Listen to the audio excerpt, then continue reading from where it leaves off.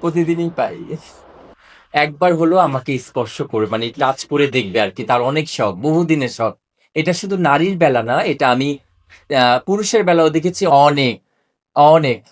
আলহামদুলিল্লাহ এত বেশি আমার স্টুডেন্ট এখন বাড়ছে।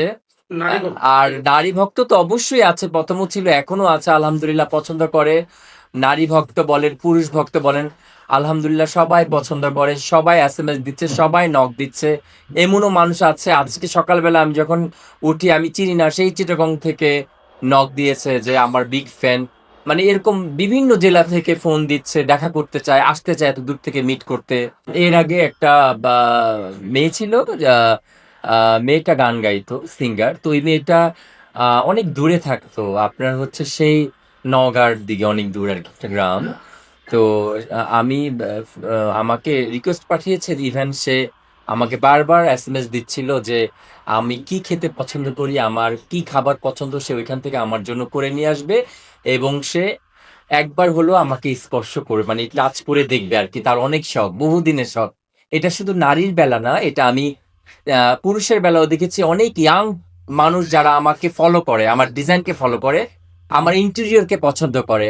তো তারা অনেক সময় বলে যে রুই ভাইয়া, একটু শুধু আমি আপনার সাথে দেখা করবো, একটা ছবি তুলবো, আর আপনাকে একটু জাস্ট আমি টাচ করব যে মানে কি বলবো, এটা মানে ব্যাপারটা একটু ফানি হয়ে যায় যে এত এক্সাইটেড থাকে তারা যে একটু যদি রুই ভাইয়ের কাছে যেতে পারতাম, বা রুই ভাইয়াকে একটা জিনিস উপহার দিতে পারতাম আমার আমার আমার মন থেকে।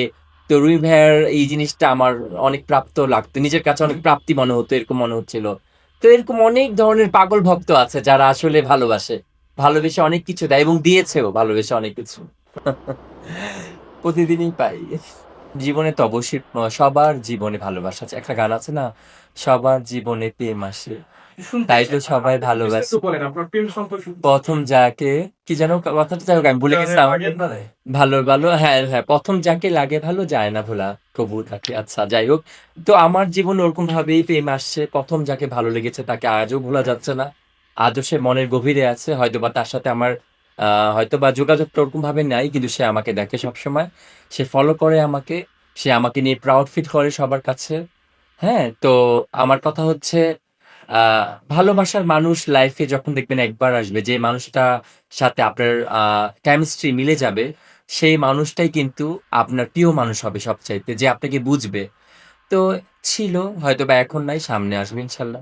খারাপ লাগে কিনা, কষ্ট লাগে কিনা? না না না, আমার কষ্ট লাগে না, বিকজ আমি অল টাইম কাজে ব্যস্ত থাকি। দেখেন আমার ৪টি প্রফেশন, আমি interior designer, fashion designer, fashion choreographer, এখন বর্তমানে আপু করছে এটা, নৃত্যশিল্পী, যদিও নাচটা এখন করি না আমি। তো এই ৩টা প্রফেশন আমার রানিং। তো দেখা যায় আমার সময় কোথায়, আমি টাইম পাস করব বা প্রেম করবো, ওই সময়টা নাই। তবে হ্যাঁ, মানুষের ভালোবাসাটা পাচ্ছি প্রচুর, গিফট পাচ্ছি প্রচুর। মানুষ এসে দেখা করতে চায়, মানুষ আসে আমার কাছে, গিফট নিয়ে আসে, বিভিন্নভাবে উইশ করে। এই জিনিসগুলো আমাকে অনেক প্রফুল্ল করে, আমাকে অনেক আনন্দিত করে, এবং আমি মানুষের ভালোবাসায় আসলে অনেক সিক্ত। এবং আমি কি বলবো, নিজের থেকে অনেক শুকর আলহামদুলিল্লাহ। ভাই তাহলে কি প্রেমের ছ্যাঁকা খেয়ে কি বিয়ে করছেন না? না, না, না, না, না, এটা তো অন্য ব্যাপার। প্রেম তো সবার, দেখবেন যে আপনার লাইফেও প্রেম আসবে, এখানে আরো যারা আছে সবার লাইফেই প্রেম আসে। প্রেম তো আমার যেরকম, এখনো আমি যদি বলি আমার প্রতিদিনই প্রেমের অফার আসে, তো আমি তো প্রেমের অফার আসলেই তো সেটা আমি অ্যাকসেপ্ট করব না। সেটা আমার কেমিস্ট্রির সাথে তার কেমিস্ট্রি মিলতে হবে, আমাকে কতটুকু সে বুঝে, সবকিছু মিলে যদি অ্যাডজাস্ট হয় দেন তখন। সো হুটহাট করে আসলে প্রেমে পড়ি না আমি, আমাকে প্রেম পড়ানো খুব কঠিন।